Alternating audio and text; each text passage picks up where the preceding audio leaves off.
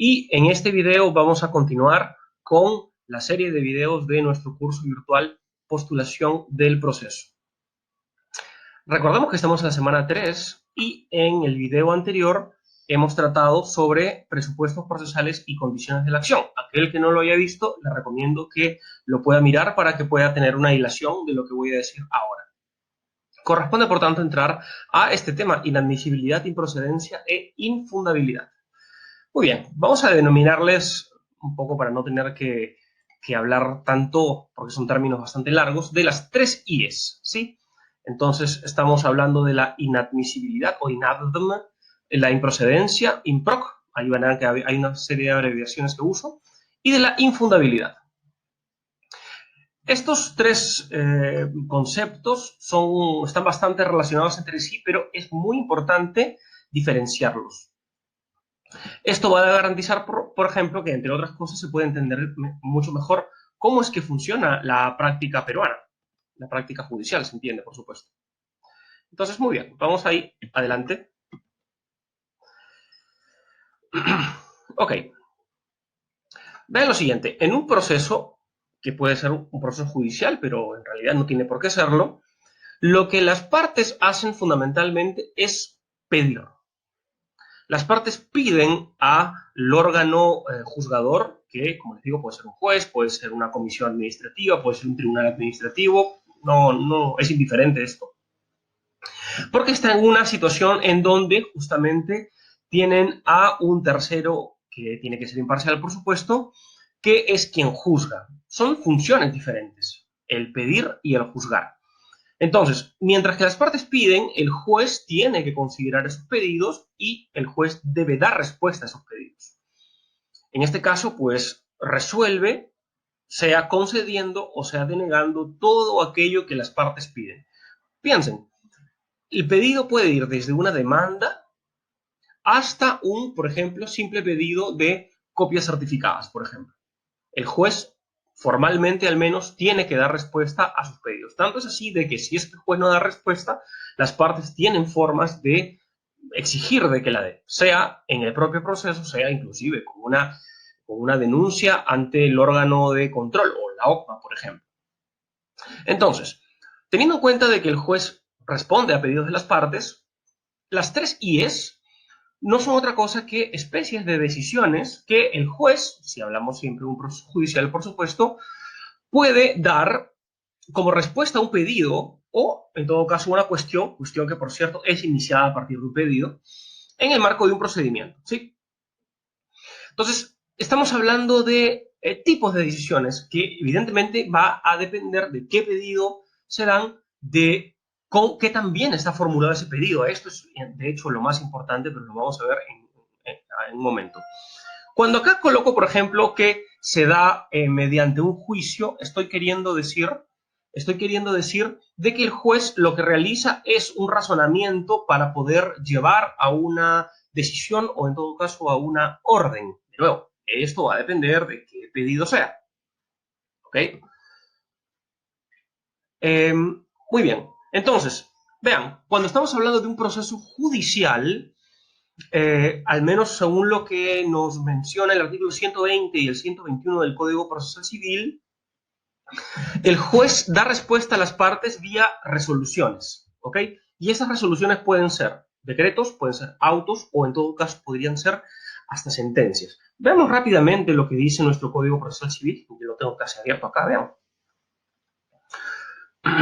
Los actos procesales a través de los cuales se impulsa o decide el interior del proceso, no se pone fin a este, pueden ser decretos, autos o sentencias. Claro, acá habla de actos procesales, pero en realidad está hablando de resoluciones judiciales que son fundamentalmente los actos procesales del juez. Vean cómo es de que se hace una distinción entre impulsar el proceso o decidir al interior del proceso o en todo caso poner fin a este.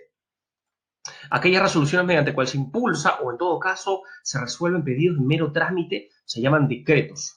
Ya las sentencias, mejor, son aquellas resoluciones que ponen fin al proceso y además se pronuncian sobre el derecho de las partes, el derecho que ha sido reclamado en la demanda. Mientras que los autos son todas las demás decisiones, o sea, aquellas decisiones con contenido decisorio que eventualmente pueden poner fin o no al proceso, o sea, pueden ser autos finales o pueden ser autos intermedios. Y aquí en el artículo 121, que ya lo hemos visto en algún momento inclusive, está un poco más desarrollada esta idea que les digo, aunque no del todo exacta. Yo en todo caso les sugiero que puedan revisar el artículo que cuelgo en esta descripción para que puedan profundizar más sobre la diferencia entre decretos, autos y sentencias.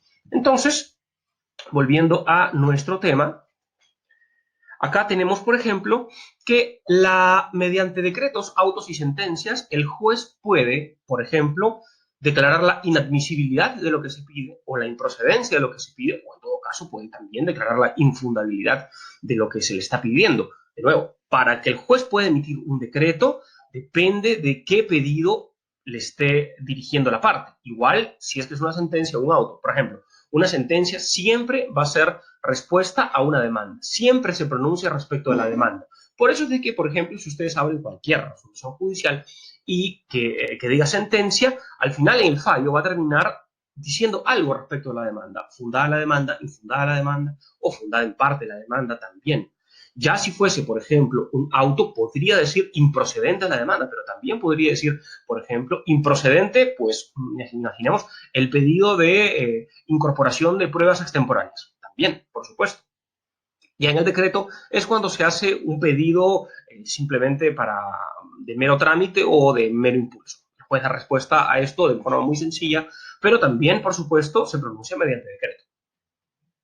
Entonces, tenemos, por ejemplo, que en la demanda, en el recurso o el pedido de admisión de pruebas extemporáneas, como he mencionado, son tipos de pedidos. Son tipos de pedidos que van a tener que recibir una resolución diferente, diferenciada, si se quiere. Otra terminología para poder dar respuesta a los pedidos que se suele ver en la práctica es, por ejemplo, cuando el juez dice no al lugar o cuando dice, por ejemplo, rechazo. El no al lugar está muy vinculado con la improcedencia, luego ya veremos qué es lo que quiere decir improcedencia, y el rechazo es una particular forma de improcedencia que no está propiamente reconocida como tal en el código, pero sí en la práctica se entiende más o menos de lo que se trata. Al fin y al cabo, también diría yo, es un tipo de improcedencia, pero ya lo vamos a ver. Muy bien, entonces, cuando hablamos de estas tres IES y particularmente ya lo que tiene que ver el Código Procesal Civil, son, como hemos dicho, declaraciones que dan respuesta a pedidos. Estos pedidos, por supuesto, son actos procesales de las partes, no pueden ser de otras personas. Podría ser también intervinientes. En todo caso, también podría ser algún tipo de sujetos sin legitimación, como por ejemplo testigos o peritos. Ellos también piden aspectos, cuestiones, también formulan solicitudes y el juez también les da respuesta. Sin embargo, si es que nosotros queremos ver qué es lo que el CPC dice respecto de estas tres y es un poco para poder entenderlo, porque como ya les he dicho, este curso es básicamente de dogmática, entonces en la dogmática los conceptos tienen que estar bien claros para poder entender qué es lo que dice el legislador y cómo aplicarlo en la práctica. El artículo 128, vean aquí, es un artículo bastante curioso, es un artículo muy corto y es en realidad tan corto como equivocado, porque al menos no refleja exactamente lo que se quiere decir o lo que en todo caso, cómo funciona la práctica. Ahora vamos a ver qué es lo que dice ahora el artículo y también las críticas que he preparado para este artículo. Dice que el juez declara la inadmisibilidad de un acto procesal cuando carece de un requisito de forma o este se cumple defectuosamente. De otro lado, declara su improcedencia si la omisión o defecto es de un requisito de fondo. Entonces, acá estamos haciendo la equiparación entre inadmisibilidad y requisito de forma, o más concretamente, incumplimiento de un requisito de forma, y, de otro lado, improcedencia vinculado a el incumplimiento de un requisito de fondo. Ahora, la pregunta entonces se cae de madura. ¿Cuáles son los requisitos de forma y cuáles son los requisitos de fondo? El tema es de que eso no queda realmente del todo claro. Entre otras cosas, como vamos a ver a continuación. Vean.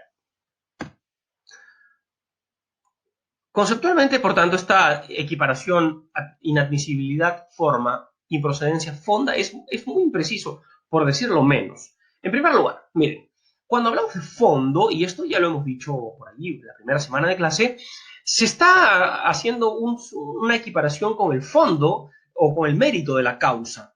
O sea, cuando se habla, esto es una cuestión de fondo, se está queriendo referir a que es una cuestión planteada en la demanda. Podría hablarse también de fondo o mérito recursal, no hay ningún problema para hacerlo así. Sin embargo, esto no es tan común. Creo conceptualmente correctísimo, pero no es tan común hablar de fondo de las cuestiones, ¿sí? Cuando se habla de cuestión de fondo, cuestión principal, por ejemplo, o el tema de fondo, el asunto de fondo en general, se está haciendo alusión a aquello que ha sido pedido en la demanda. Sin embargo, vean que esta equiparación entre fondo y mérito no solamente va en la línea de la práctica, sino también el propio Código Procesal Civil, en el artículo, por ejemplo, 321, nos dice exactamente esto. Concluye el proceso sin declaración sobre el fondo. El fondo, miren, cuando habla aquí de fondo, está claramente refiriéndose a una declaración respecto del mérito del proceso. Exactamente lo mismo dice en el artículo 322. Entonces, el propio Código Procesal Civil se contradice porque en el 128 trata de equiparar fondo e improcedencia, sin embargo, en el artículo 321 y 322 equipara fondo con el mérito del proceso. Y justamente, si es que algo queda muy claro del Código Procesal Civil, es de que aquellas resoluciones que declaran la improcedencia, digamos así, de la demanda, no son fondo del proceso. No se pronuncian sobre el fondo ni tampoco tienen las consecuencias del fondo. La segunda crítica contra este artículo 128 es que el concepto forma es muy ambiguo en el lenguaje jurídico, sobre todo en el lenguaje jurídico procesal. Bueno, por ejemplo, cuando se habla de forma podría hablarse de aspectos rigurosamente formales o a las formalidades más concretamente de un acto, sea de parte o sea de juez. Por ejemplo, que la demanda esté por escrito. Ok, ¿qué sería esto de que esté por escrito? Una forma. O en todo caso, vean, podría decirse, adjuntar el DNI es un requisito de forma. ¿Por qué? Porque se hace alusión, parecería, a un requisito simple, un requisito bastante mecánico, no un requisito, digamos, de fondo, como tener legitimidad, tener interés procesal, por ejemplo. ¿Ok? Ese es otro tipo de alusión de forma que también lleva un poco a equívocos, ¿no? Entonces, cuando decimos que la inadmisibilidad se vincula con requisitos de forma, en realidad no estamos diciendo mucha cosa, no estamos diciendo nada en realidad, porque el Código Procesal Civil, al menos en lo que corresponde a la demanda, no habla propiamente de requisitos de forma o de fondo. Si no me creen, por ejemplo, vean el artículo 424. Hay un montón de requisitos que se coloca en la demanda, para la demanda, de hecho. Aquí se regulan los anexos de la demanda. Y en el 426 dice se declara inadmisible cuando no tenga los requisitos legales. No dice requisitos de forma, tampoco dice requisitos intrínsecos o extrínsecos, ni nada de eso. Simplemente habla de requisitos legales, punto. Mientras que el artículo 427 sí establece de forma más o menos clara, bueno, más o menos es un decir, porque acá, como podemos ver, dice el juez, declara la improcedencia de la demanda cuando estima que es manifiestamente improcedente. ¿Cuándo es que es manifiestamente improcedente algo? Misterio, no se sabe. Entonces, esto es una especie de cláusula general antidemandante, ¿cierto? Esto es particularmente, diría yo, malo. Para poder declarar improcedente una demanda deberían ser requisitos taxativos y el juez no puede inventarse nada. Pero esto es una crítica al CPC, como hay muchísimas otras que se pueden hacer, pero lo que quiero, digamos, comentarles es justamente esto. Aquí en el 426 y el 27, en lo que corresponde a la demanda, no hay rastros de esta diferencia entre requisitos de forma y requisitos de fondo. De hecho, por ejemplo, lo podemos encontrar de cierta forma, más o menos, en lo que corresponde al recurso de casación. Antes, miren, esta parte en itálicos es el texto anterior. Aquí, por ejemplo, puede verse que se habla de requisitos de fondo del recurso de casación, pero esto está derogado. Acá ahora se habla de requisitos de admisibilidad y de procedencia. Así de simple, mucho más claro. Entonces, si es que uno de estos requisitos no es cumplido, lo que correspondería es declarar su inadmisibilidad, la inadmisibilidad del recurso de casación y posteriormente dar un plazo para subsanar. Ahora, esto no quiere decir, por supuesto, de que estos requisitos realmente tengan que ver con la admisibilidad stricto sensu. De hecho, es una redacción muy, pero muy mala que tiene una explicación que no abordaré en este momento porque sí, me tomaría demasiado tiempo.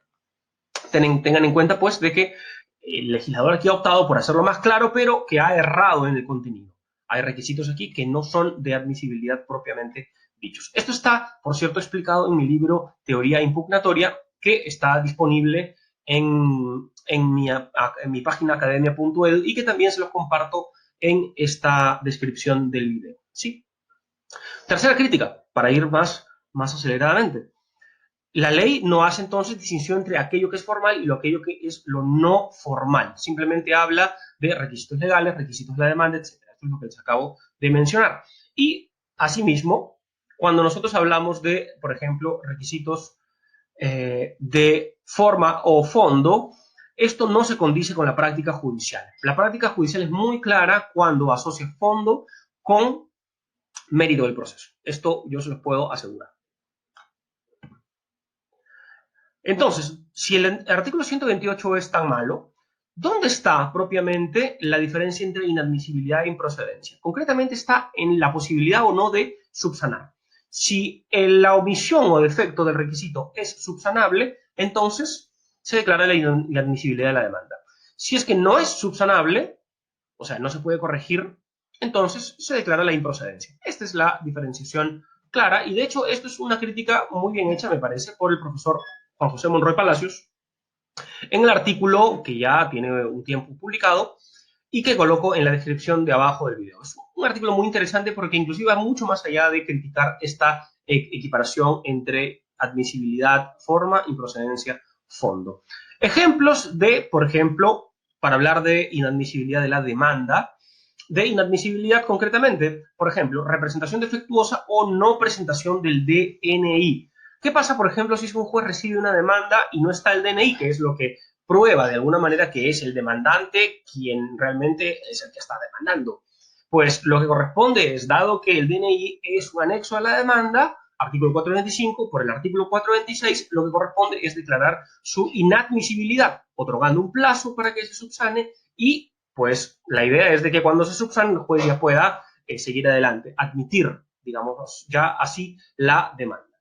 En el caso de la improcedencia, por ejemplo, tenemos que cuando el juez da un plazo, o la ley también da un plazo para realizar cierto acto y el plazo se vence, es improcedente. ¿Por qué? Porque no es subsanable. Si es que se me pasó el plazo, yo no puedo volver el tiempo atrás. Es imposible subsanarlo y, por tanto, lo que ocurre allí es una preclusión. He perdido la oportunidad.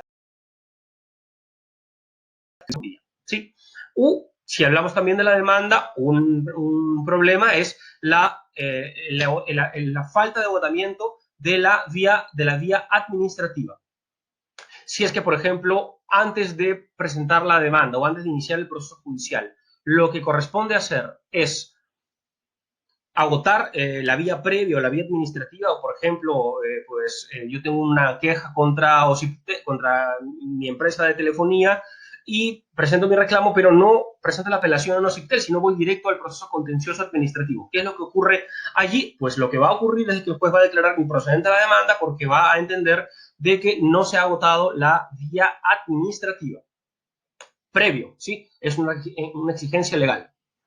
Ojo, también hay improcedencia en la demanda cuando no se subsana la omisión que el juez ha otorgado cuando se declaró inadmisible la demanda o cualquier otro acto.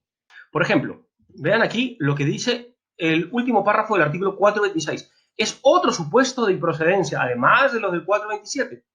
Si el demandante no cumpliera el ordenado criterio del juez, este rechaza la demanda y ordena el archivo del expediente. Esto es de lo que se ha agarrado la práctica judicial para poder diferenciar entre rechazo de la demanda e improcedencia. En realidad no hay ninguna diferencia. O sea, cuando yo dije que el rechazo es un tipo de improcedencia, es porque en la práctica lo entienden así, pero realmente es una improcedencia a la demanda. O sea, es un nuevo supuesto de improcedencia a la demanda, el hecho de no cumplir con lo que el juez ordena cuando declara la inadmisibilidad. Nada más que eso. Entonces, un poco para poder redondear, la inadmisibilidad y la improcedencia son respuestas que tienen que ver con elementos que deben confluir o que deben estar bien configurados para que luego, después de que se detecte o se constate de que estos elementos están bien configurados, se puede encaminar a la decisión de mérito o de fondo. Así, si es que se admite la demanda, entonces, si no ocurre nada pues complicado, la demanda podrá encaminarse a que sea resuelta pues su mérito y en este caso el juez será el encargado de pronunciar si es que la demanda se declara fundada o si es infundada o si es fundada en parte. Y nuevamente, no se olviden de esto, cuando hablemos de inadmisibilidad, improcedencia e infundabilidad, no solamente vale respecto de la demanda, aplica a cualquier pedido. Siempre es importante recordar este detalle, ¿sí? Rápidamente, ¿qué pasa con los antónimos? Hemos hablado de inadmisibilidad, improcedencia, infundabilidad, pero ¿qué ocurre con la admisibilidad, con la procedencia, con la fundabilidad? Pues en realidad, admisibilidad y procedencia suelen ser sinónimos. Significa básicamente dos cosas. Uno, que los requisitos están bien configurados. Y además que, como les he mencionado, que el fondo del pedido va a ser analizado. ¿Dónde está el detalle particular? Que en nuestra práctica se suele asociar la admisibilidad o la procedencia de un acto con cierto acto específico. Por ejemplo, en ningún caso ustedes van a encontrar una resolución que diga se declara procedente la demanda.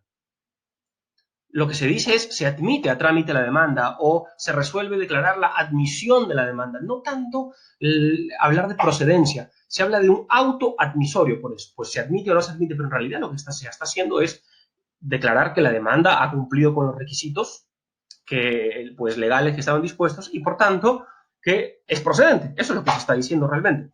En el caso del recurso de casación es muy raro, yo nunca he visto al menos, una resolución de la Corte Suprema que diga se admite el recurso de casación. Se dice, se declara procedente el recurso de casación, al menos en la práctica de las salas civiles, ¿ok? A pesar de que sí que existe requisitos de admisibilidad del recurso de casación, pero la práctica ha llevado a que la Corte Suprema hable de procedencia o improcedencia. También puede hablar de inadmisibilidad, ojo. Pero si lleva adelante el recurso de casación, va a decir procedencia. Cuando, por ejemplo, un juez de primera instancia, normalmente, pues, cuando ellos analizan el recurso de apelación, cuando califican al menos el recurso de apelación, lo que van a decir es se concede el recurso, no se admite el recurso, no se declara procedente el recurso, se concede. Entonces, son usos en realidad que en gran medida están mencionados en el CPC, pero no están mencionados como si fuesen categorías diferentes. Las categorías conceptuales son, como les he mencionado, admisibilidad, procedencia y sus antónimos, ¿sí? Entonces, no hay que tener mucha preocupación por estos usos que encontramos en nuestra práctica. Lo que se debe hacer es averiguar exactamente a qué se está refiriendo. Y muy bien, ya para ir terminando, la improcedencia de la demanda versus la declaración sobre el fondo. Este cuadro creo que nos puede ayudar bastante bien a poder ahora sí llegar a la conclusión y poder diferenciar entre estas dos categorías, o sea, entre aquello que tiene que ver con improcedencia y con infundabilidad. La improcedencia de la demanda, tengan en cuenta, así como la fundabilidad, puede ser total o parcial. Es posible perfectamente declarar improcedente la demanda en parte y declararla, por ejemplo, fundada en la otra parte. Eso es perfectamente posible. Si no, vean la sentencia del TC que dicen exactamente esto. Entonces, con esto ya teniéndolo en cuenta, la improcedencia de la demanda lo que lleva, que se hace siempre mediante un auto, no mediante sentencia, ojo, lleva a la conclusión del proceso sin declaración sobre el fondo, como este artículo 329 dice que ya les he mostrado. Y además puede llevar a la nulidad de todo lo actuado, vean. ¿Por qué? Porque hay ciertas defensas que se llaman excepciones, que ya vamos a explorar de qué se trata, que pueden conducir a una declaración de improcedencia de la demanda, conclusión del proceso y además la nulidad de todo lo actuado. Pierdan cuidado, que esto ya lo vamos a ver. En el caso de una declaración sobre el fondo, podemos hablar de fundada la demanda, infundada la demanda, fundada en parte, como hemos visto. También hay una conclusión del proceso, pero la principal diferencia con una improcedencia es de que la fundabilidad o infundabilidad, o en general una decisión sobre el fondo, genera cosa juzgada. O sea, es un pronunciamiento con declaración sobre el fondo que es apta a, entre otras cosas, como les coloco aquí, impedir que se reproponga la demanda. Hay ciertos efectos adicionales que tiene la cosa juzgada. Es un tema muy complejo, pero esto lo vamos a ver al final de nuestro curso, porque este curso, recuerden, es un curso de todo el proceso de conocimiento y recién estamos más o menos comenzando. Sí, queda bastante camino por recorrer y espero, por supuesto, que les haya gustado este video, espero que le puedan dar like y además que se suscriban al canal y que asimismo puedan ver los videos anteriores que he colgado, ya van con este, iría más o menos unos 13, y también que acompañen pues los futuros videos. Para que les llegue la notificación inmediatamente, van a tener que suscribirse y ya les agradezco que lo hagan. Sí, entonces que les vaya muy bien, amigos, ya nos estamos viendo pronto. Cuídense.